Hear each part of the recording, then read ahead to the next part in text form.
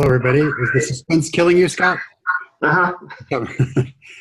So what I thought I'd talk about tonight is kind of recognizing relapse mode when people start to get into that and sort of because relapses never happen out of the blue, right? There's a lot of emotional and mental things that happen and kind of warning signs that start to happen. So I just kind of wanted to go over some of those tonight for about 10 minutes or so. And then if you have questions about that or your experience or really about anything else related to addiction, we'll go there. It's a nice conversation tonight. So there are kind of three things leading up to a relapse for me. The first being an emotional kind of state, the second being a mental state, and then finally the physical or the ultimate relapse itself. I want to talk about each of those in detail a little bit. The emotional piece basically, I guess, could be summarized by having negative emotional responses. And what do I mean by that? A lot of negative feelings. And people could probably name them off the top of their heads, but one of the most important is just stress. You know, we're in stressful times. Life is stressful anyway. Life is speeding up. It never seems to slow down. And I think stress is something that can really creep up on us because we, I think, tend to think we can do, at least I do, I'll speak for myself, more than I can sometimes. And I get overcommitted. I say yes too much. I don't say no. And sometimes those boundaries interfere with my ability to lead a stress-free life. And I guess my expectation is not that we can all live stress-free, but certainly I think it's important to recognize if our stress is starting to accumulate to the point where we're not able to kind of regain the balance in a regular way, then I think that's starting to affect us.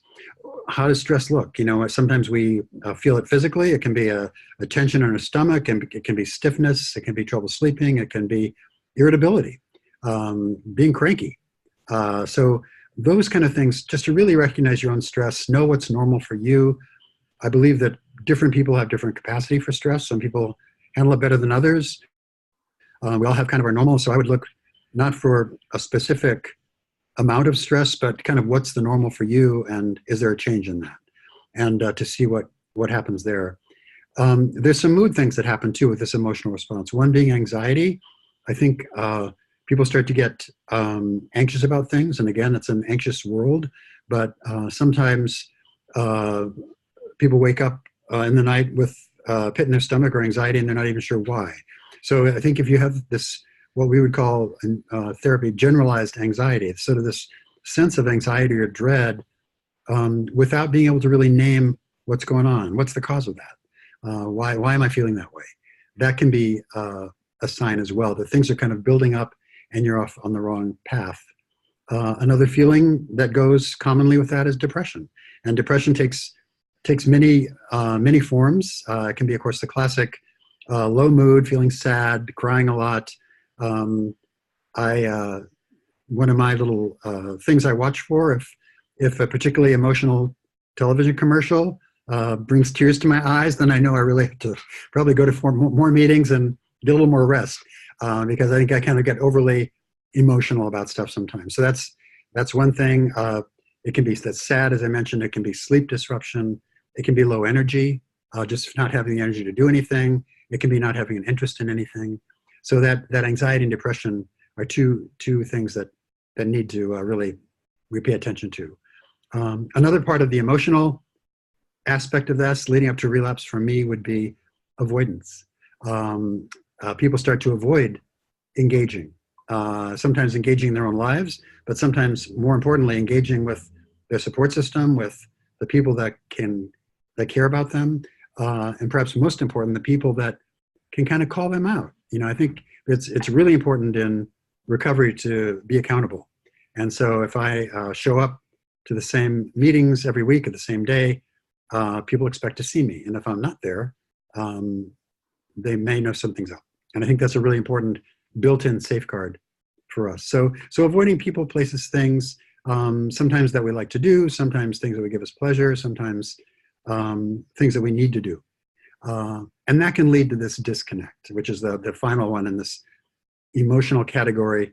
And that would be kind of withdrawing from our support network and withdrawing from ourselves sometimes. So there's all kinds of ways to to use a therapy word, dissociate, right? Dissociating is just kind of checking out, and daydreaming is a form of dissociating. But if we start living off in thoughts, thinking about that time 2 years ago when blah, blah, blah happened, or where am I going to be in 5 years, and how good or bad it's going to be in 5 years.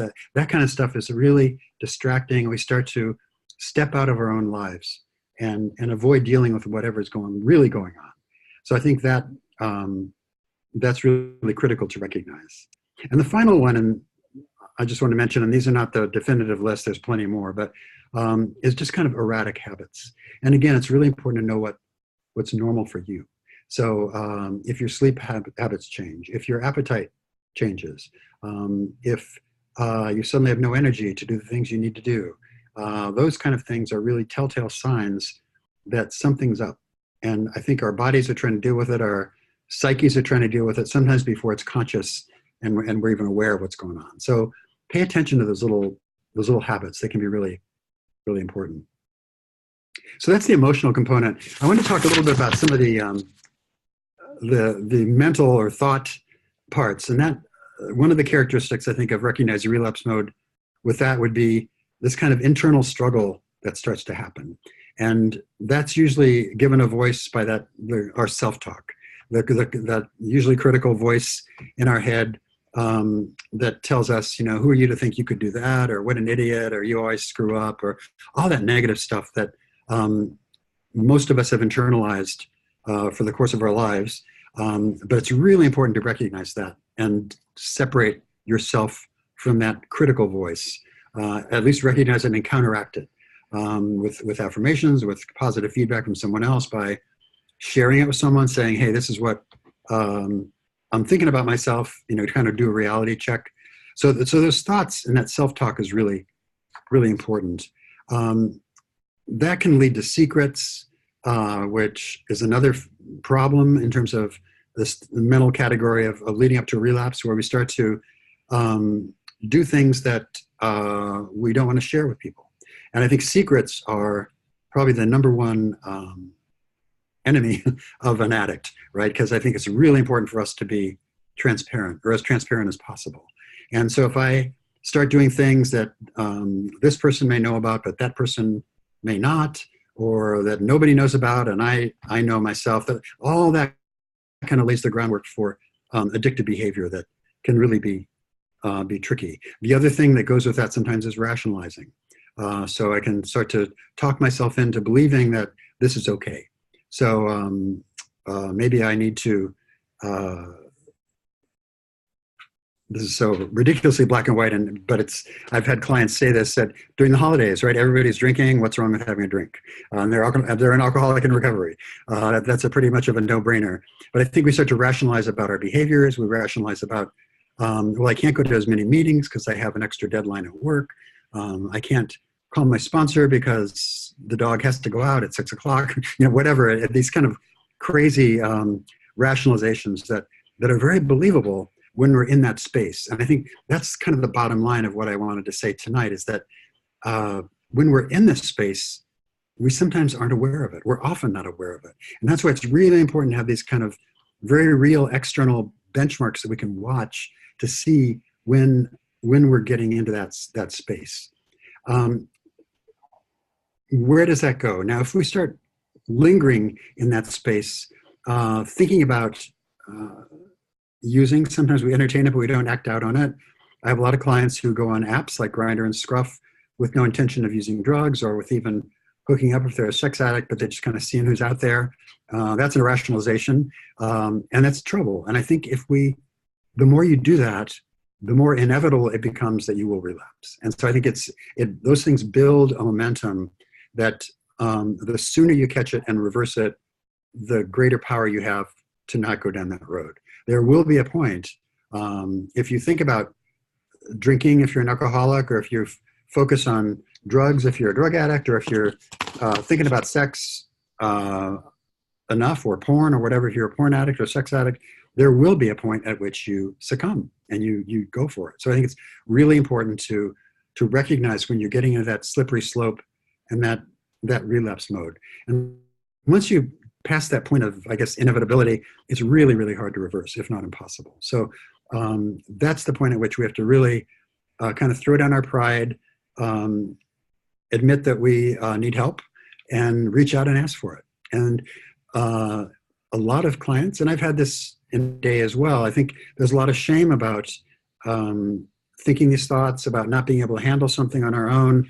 And there's some guilt and shame about about needing to ask for help and saying we're not doing it perfectly. Excuse me. So I think it's really important to really be self-aware. I guess that's the bottom line here, and kind of break that state. I think when people are in relapse mode, they're kind of in this bubble, and it makes sense. The behavior makes sense until it all crashes through.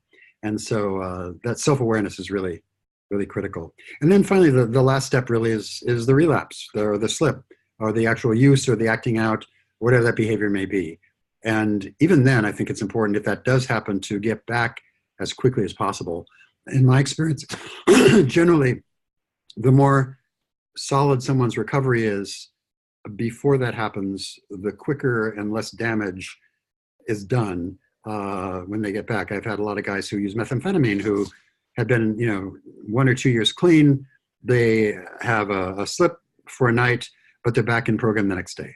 And I think that that's the benefit of the recovery under your belt. There's no guarantees, of course, and I've had other clients who never came back. So that's the risk that we all take. So that's kind of a quick summary of relapse mode. I think it's something that we all really have to be aware of all the time. There are no guarantees. I think with those of us that have some time in recovery, it's easy to start thinking about other things, or thinking that's just not even a possibility. And I think that's a dangerous pattern, because everybody can relapse. I remember when I first came into Alcoholics Anonymous, which is my fellowship, there was a guy that made a real mark on me. He was almost 30 years clean and sober, and he had relapsed. And it was devastating. And just devastating for the consequences that he lost his job and all that, his partner, but devastating in terms of just the effect on his identity and who he was, and what he thought about himself and believed about himself. So it's serious life and death stuff. And it starts out small. And I think we have to really pay attention to the small stuff and avoid getting into bigger trouble. So I think with that, I'll throw it open if anybody has any questions. And if not, Scott and I can talk forever, probably. Yeah, thanks, David. A couple people joined us late. So for those of you who did, tonight's presenter is Dr. David Fawcett, who is here every other Wednesday. The topic tonight is signs of relapse, warning signs of relapse. And Dr. Fawcett broke it down into 3 stages: emotions, thoughts, and then actual behaviors.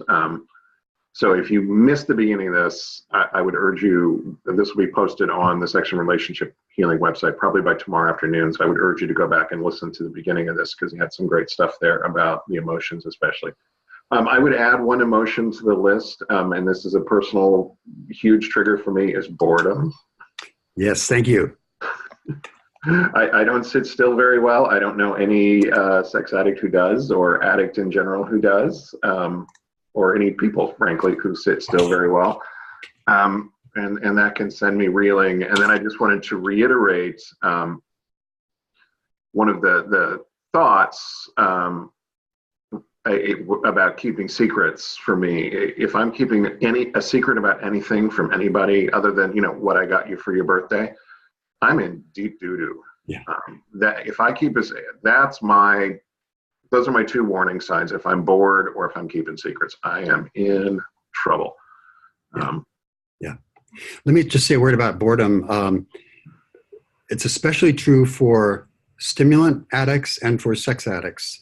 Both work in the same way in the brain, but both of them reset the level of tolerance for stimulus at a very high level. And so if people suddenly don't have that level of stimulation, and it can be drama, it can be, oh my God, what have I done? It can be all that, whatever's filling that space doesn't have to be good stuff. It can be the addictive process, all the drama that goes with it, the heightened arousal of sex addiction or stimulant addiction, that resets everything so that just sitting down, that level of low stimulation is almost intolerable.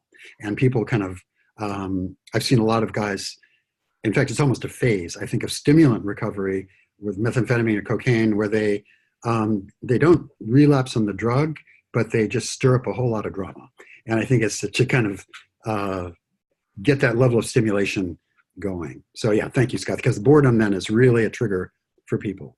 And the skill, I think, and it'd be useful to kind of maybe tie some skills into these signs, but the skill would be to kind of just increase your tolerance of sitting still and having empty space, which can be very intolerable for people. Yeah.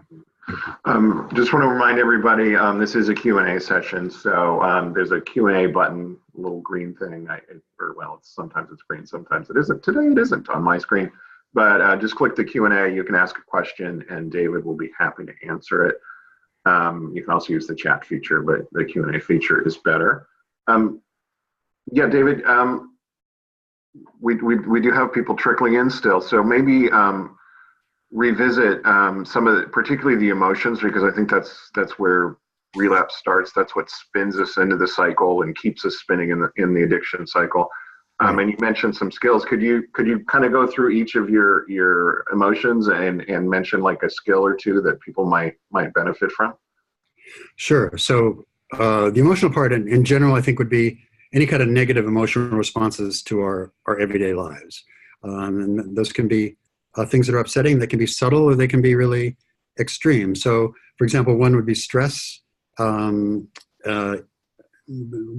can be recognized by irritability or physical signs or symptoms, or headaches, or anger, acting out, acting in, all that kind of stuff. So I think having basic stress reduction skills are really important for people. I think I'm a big fan of mindfulness meditation, which I think people overcomplicate to a great degree. It's just important to just kind of sit and be in the present moment. And to me, that qualifies as mindfulness, just to kind of be present without worrying about yesterday, without worrying about tomorrow. Sometimes I myself like to do very specific things, actions to combat stress. So working out, taking a run, going for a walk, petting your dog, doing breathing.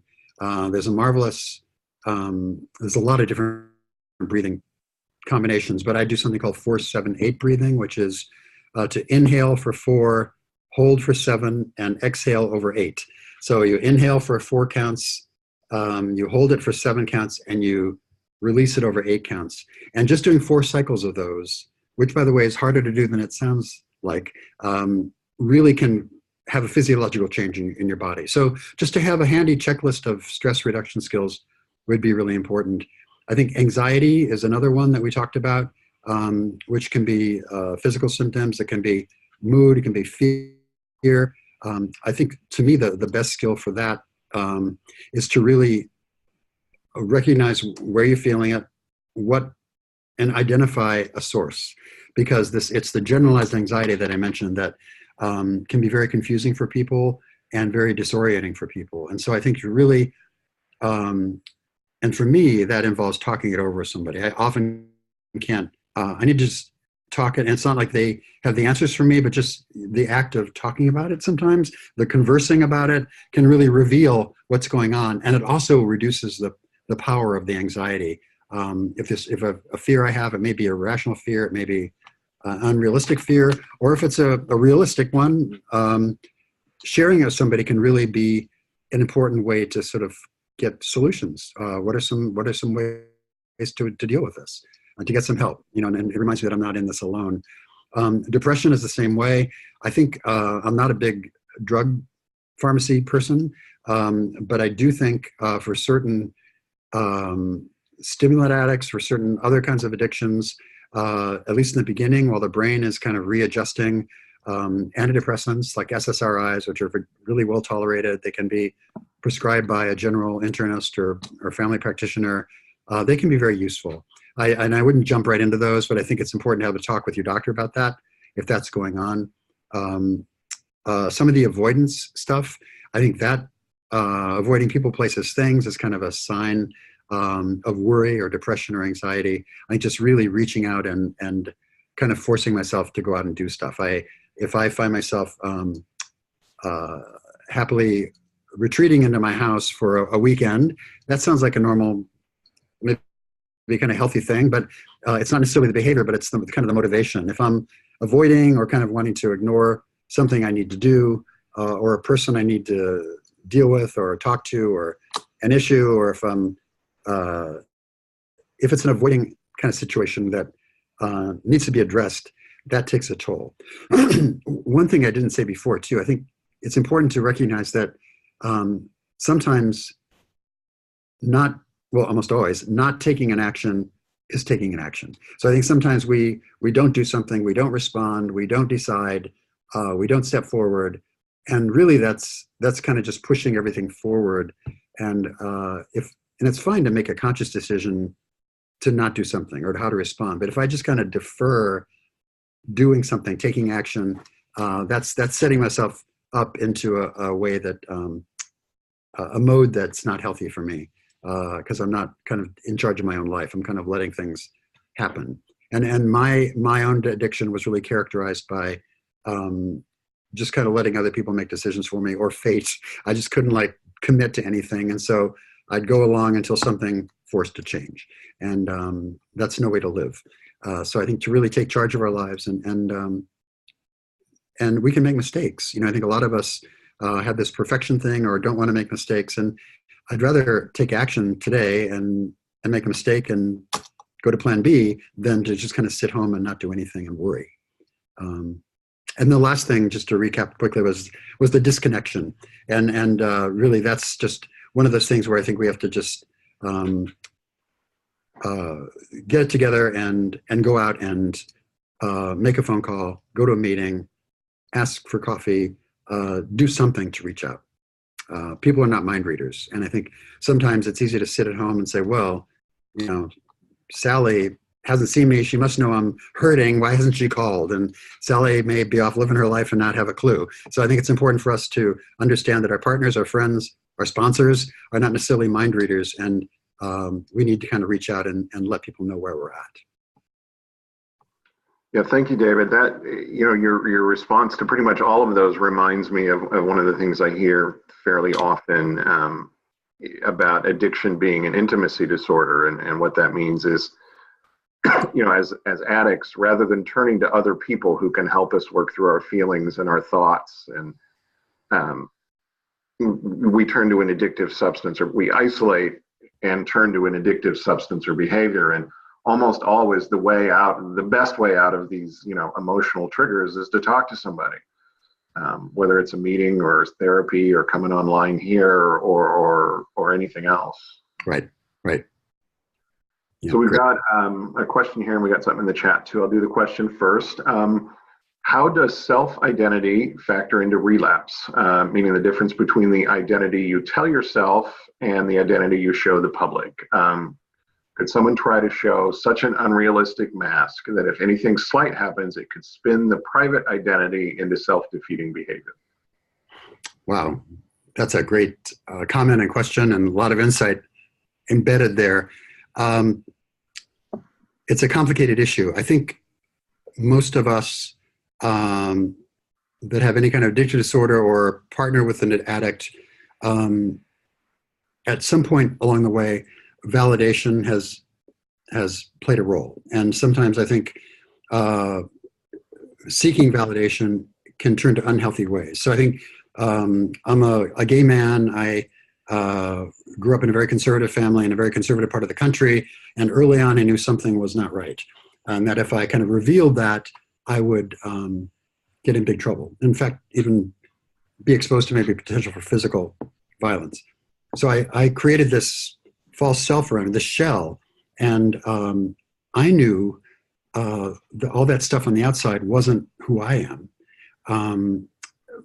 And so when that, and this is true, there's been books about it for gay men, but I think it's true for everybody, where we create this false self, and that false self gets all the praise and affirmation. So we may be highly successful, we may have a big income, we may have a gorgeous partner, whatever sometimes superficial stuff is out there, and the world gives us acclaim, but we are on the inside and we know, wait a minute, that's not really who we are. And I think there's this disconnect, and that disconnect, that void between this exterior false self and who I really am is where addiction lives for me. I mean, that's the space that we're trying to fill up all the time. It's not knowing who we are, or we're not liking ourselves very much. And so I think that there's this disconnect between who we are and who we present to the world.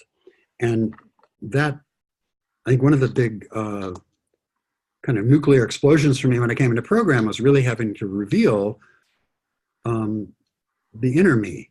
And that took time, of course, but what a relief. And to know that when I said what was going on with me, people didn't run screaming from the room, or they said hello to me the next time I saw them, and people just kind of took it. And that was very reaffirming for me. So I think that ability to be transparent and to have the real me on the inside be what I present to the world is really critical.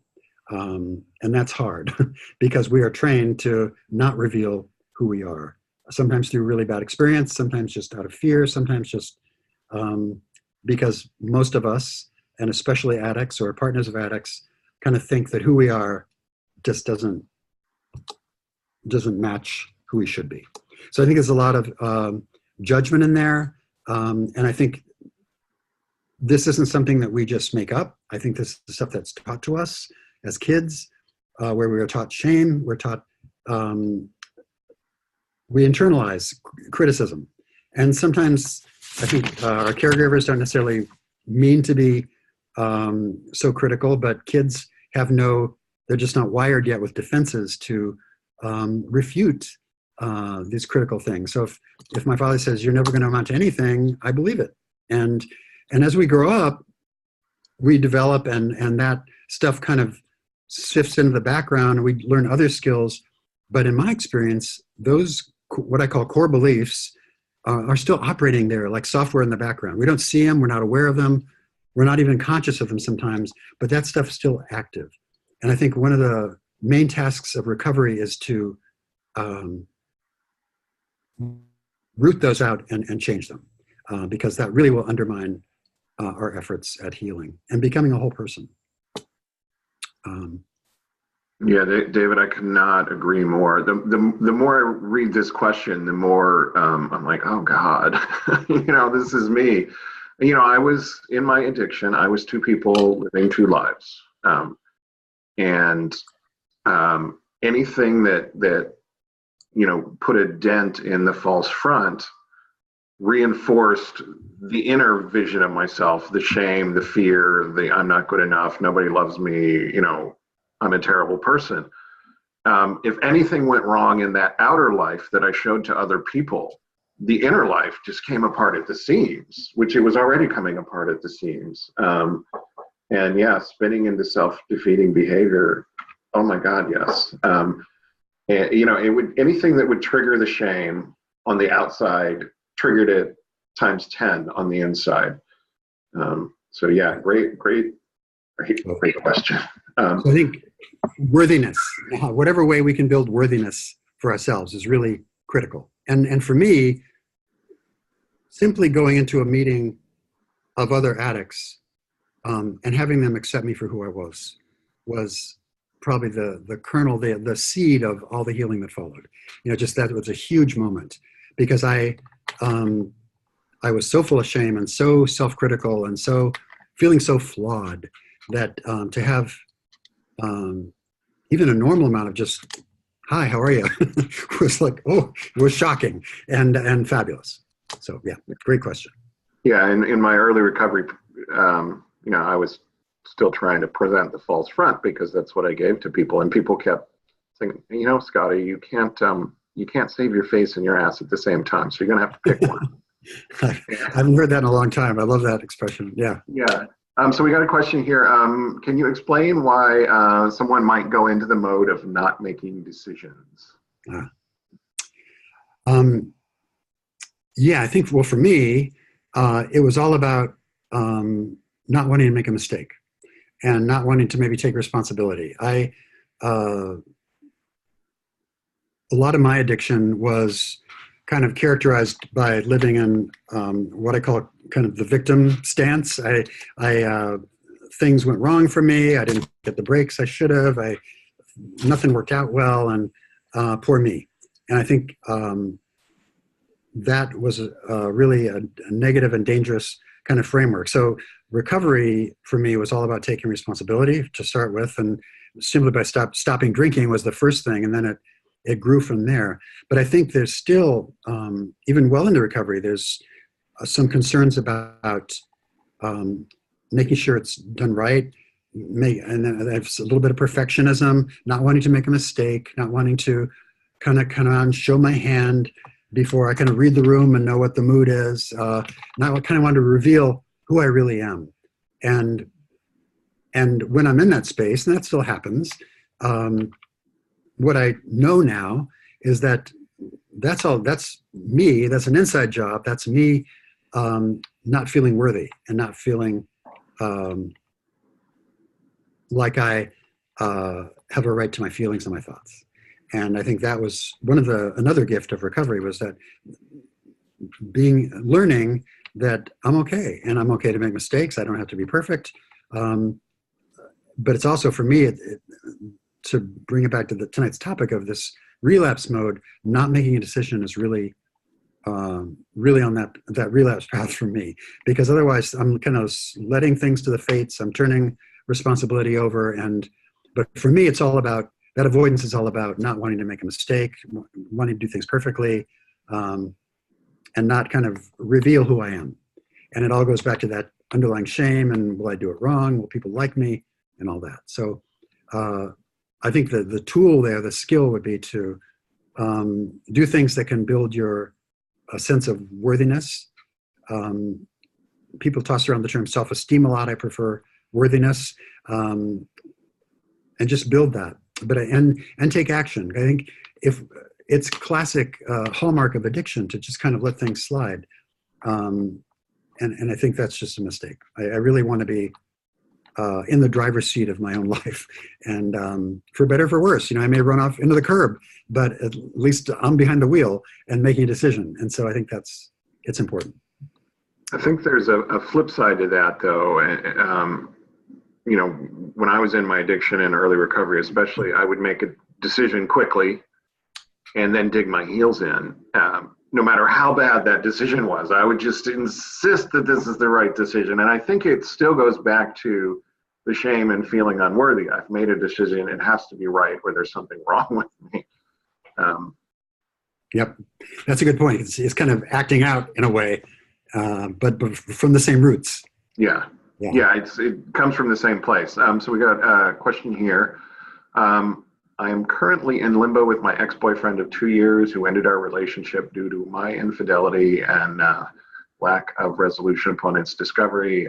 We tried to work things out for a few months with the guidance of a CSAT, that's a certified sex addiction therapist. It didn't work, or without the guidance of a CSAT.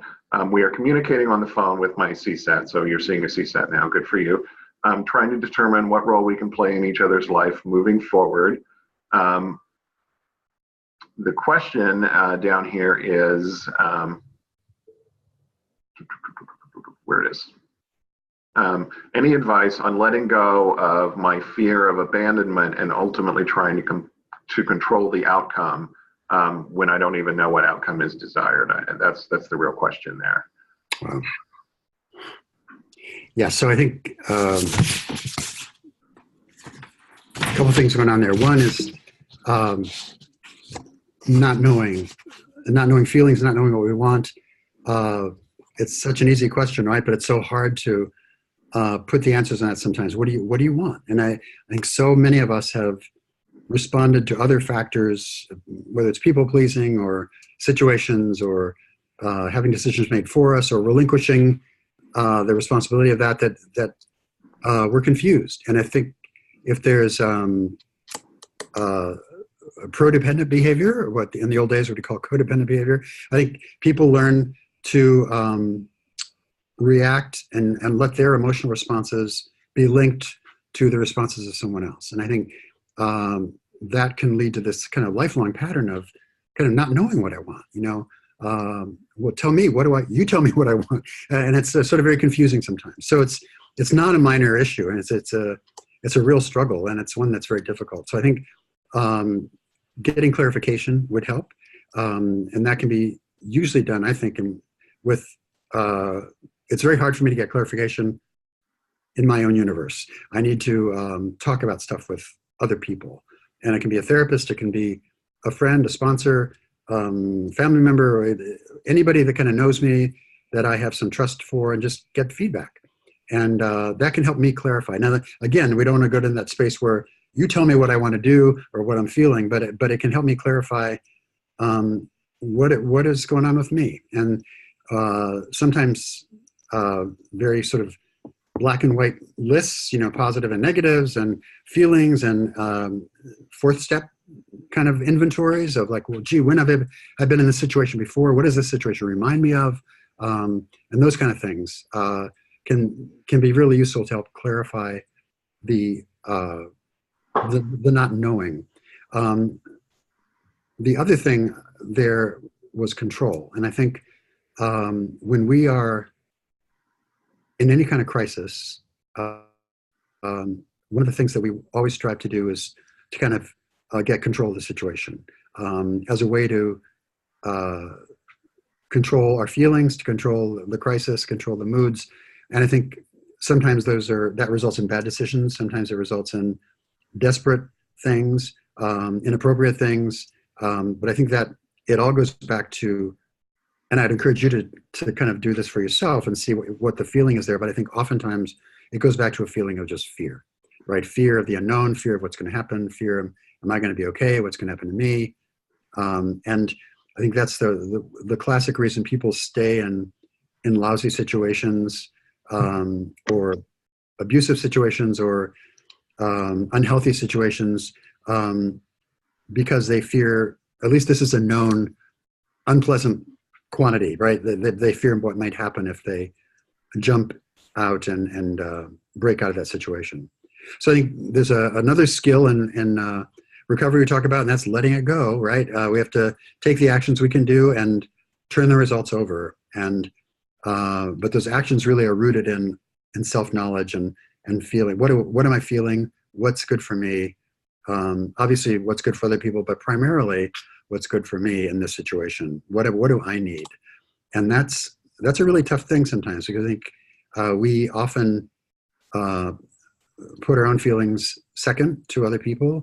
And I think for a lot of addicts that seems very selfish and self-indulgent somehow.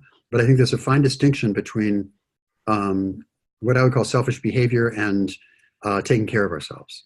And I think that's another thing where you may not know if an action is being all wound up in yourself and self-indulgent, or if it's taking care of yourself. And that's where I think talking over with other people can help as well. Get some feedback on that, on the action.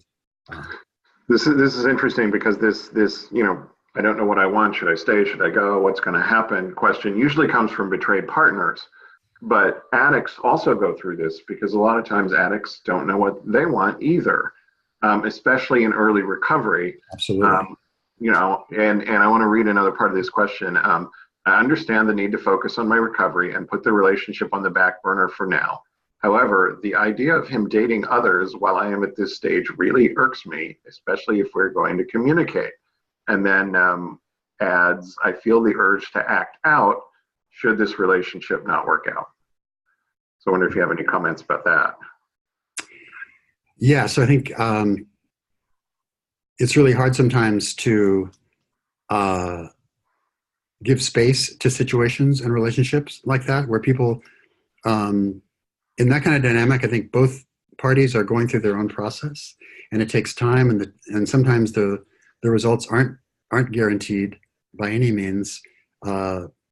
So I think it's a matter of kind of, again, going back and being true to your feelings, being self-aware, and really focusing on you. And to go back to that relapse mode, you mentioned that the thought of him seeing other people would kind of put you into an acting out behavior. I would really look at the feelings there, what's going on, and how can you better handle those feelings and manage them or process them, whether it's fear, anger, resentment, loneliness, and there's all kinds of stuff there. But I think one of the unhealthy tools that addicts and codependents cling to is control, right? And when situations are bad, we kind of what Scott was saying before, we dig in, right? And sometimes we just drill down and dig in our heels, and that's usually not a good outcome for anybody. So I would just give yourself time, focus on the here and now, seeing what the feelings are, and understanding what you need to do for yourself, and give him the space that he needs to do for himself, and trust that the outcome will be the correct one for both of you.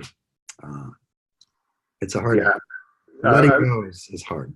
Yeah, going through something like this, I'll tell you my experience. Early recovery, very similar. I had dated somebody, I cheated and lied and kept secrets and did all the things that sex addicts do, and then dumped him. And then I got sober and ran into him, and we started going out again, and he dumped me. And I went off the deep end. I just went on an absolute sex porn addiction run, and the worst consequences of my addiction, came then. All the things that drove me into recovery in the first place were nothing compared to the things that happened on that run. So I would really strongly encourage you to, stick close to any friends you have in recovery, go to a lot of meetings, talk about this. I mean, glom on to people in recovery with some established sobriety and say, this is what I'm going through. And I'm worried I'm going to act out over this, because breakups are a huge trigger for sex addicts, love addicts.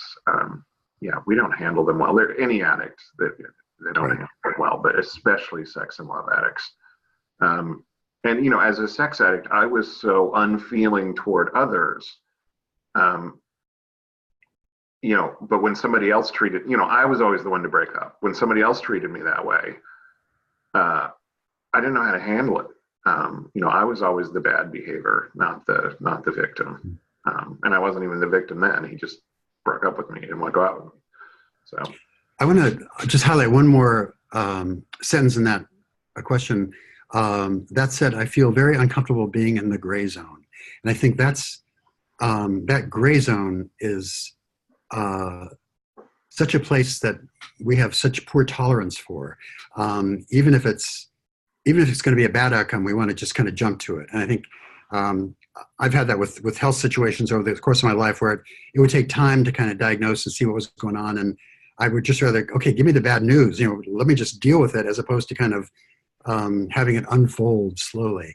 And I think that's one of the most painful things, probably for human beings, but especially for addicts and their partners, is living in that not knowing. And I think it's kind of a muscle like you work out and build a skill to tolerate sitting in uncertainty. And it's kind of part of life, but it's something that I think certainly I, as an addict, had very little tolerance for. And it resulted in a lot of bad decisions, because I would just jump into something because I couldn't stand to kind of wait and see what happens, or see what might be best for me over time. I just took action kind of thoughtlessly.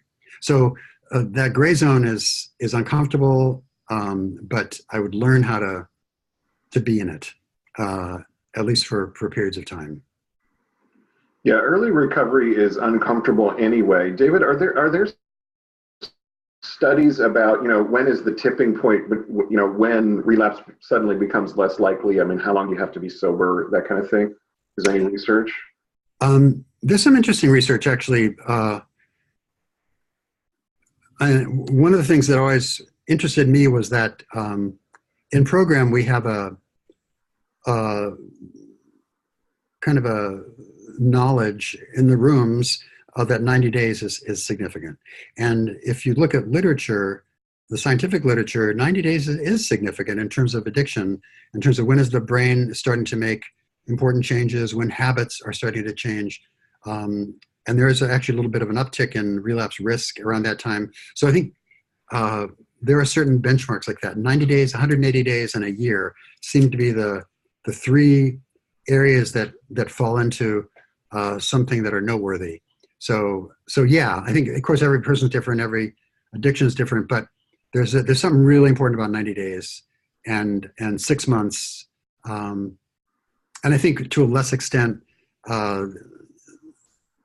when you get into multiple years of recovery, that people generalize about, year 2 being a bitch or whatever. And I just hate to always say that because I don't want to plant a seed for somebody in an expectation like that. But everybody's recovery is different. But I think that there are some danger zones and times that are real benchmarks. If you get through them, you're kind of at a new plane. So yeah. And I think it probably varies too, depending on the addiction itself, but we don't have, it's so hard to measure human behavior at that level. It's hard. I find it interesting though that, like chip days, if people who go to meetings, you get a chip at 30 days or a little keychain or, some sort of thing, and at 90 days and 6 months and a year and, multiple years after that those would be the benchmarks for your odds of success go up. But, and I noticed this in my own recovery and people around me, those are also the times right before those days, or sometimes immediately after, are when people go out again. Right. What is the thought process with that? I don't know. I think the theory is that the brain is kind of reworking itself, both in terms of neural pathways and in terms of the time and repetition it takes to kind of create a new behavior. And I think that those are kind of tipping points in those processes. But there is some risk. Now, I can't remember the exact amount, but there is also literature that shows that once you hit a certain point, once you achieve a certain level of sobriety, and it was several years, I believe, the risk of relapse goes way down. So I think there is a point at which your chances of success significantly improve or sustained success. Again, no guarantees, right? Because that guy I mentioned with 30-some years who relapsed. But, and I think the reason for that is that at that point, these recovery activities, the self-awareness, the skills I mentioned to fight stress and anxiety and being connected, all that's almost like commonplace. And we've really replaced addictive habits and addictive thinking with healthier habits that keep us connected. So I think that really is the key. And I think the more we repeat those things, the better. It's interesting to me, there was a couple studies that showed this with stimulant addicts, specifically methamphetamine, but lesser so cocaine, but meth. One of the key elements when they did this regression analysis of what's the most important elements of a treatment program was something called contingency management, which is sounds like a Harvard Business School concept, but all that is a clean urine drug screen. And they found that giving people like a Target gift card, if they had a clean urine, they'd give them a $10 gift card. If they had a clean urine for 2 weeks, they'd give them 20, whatever. It directly appeals to that reward circuitry that both sex addiction and stimulants feed on. And it kind of, it's a little charge, and it sounds like a small thing, but it gives people a little reward that helps kind of reset those behaviors. So I think, and those rewards can happen in all kinds of ways. It doesn't have to be a Target gift card. The rewards can be making a good friend in program. It can be feeling really connected. It can be the relief of doing a fifth step where you kind of bare your soul, and all those things are kind of retraining the brain and pleasure, receiving pleasure. So you mentioned again the person who, by the way, anybody who wants to ask a question, we have a few more minutes here, so get it in quickly. But I'm going to ask mine first. You've mentioned a couple times your friend with 30 years who went out, and I certainly know people like that. What are the common factors that you tend to see when somebody with a lot of time goes back out, how do they lose their sobriety?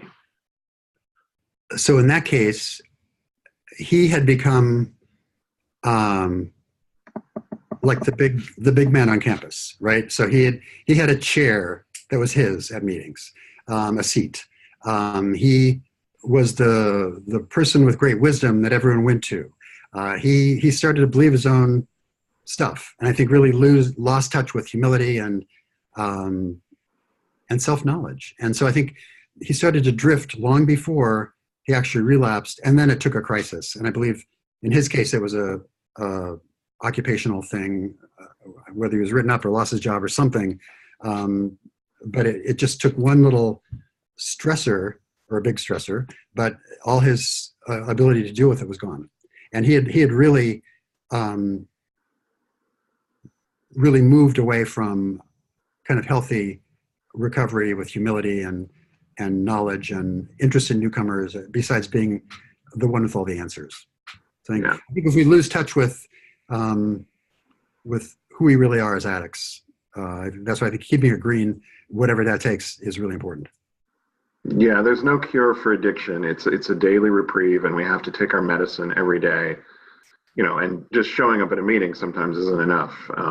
Right. If sobriety loses its priority, that's slow. He had like 12 sponsees, but he didn't do the work himself. That kind of thing. It's just, Yeah, and that's I love people who relapse who come back, because they remind me I have to do the work. We do have a question here. So as far as recovery, what if the addict is, I'm assuming this is, well, I know this is from a partner. What if the addict is reluctantly sober, not his choice, and doesn't see the damage he has done? Therefore, he hasn't developed healthy coping strategy. He hasn't done the work, has not participated in recovery, is still in denial. What are the chances of true recovery?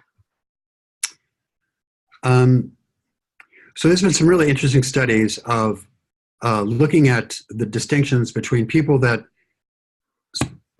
chose to go into treatment and people that were mandated to go into treatment.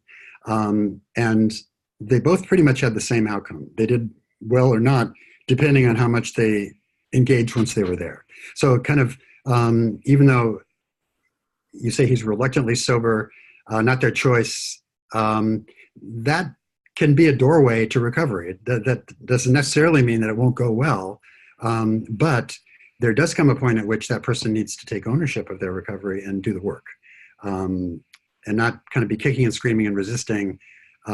So if somebody's kind of forced into it, doesn't necessarily mean they won't get it, but at some point they have to kind of pick it up and start walking the walk.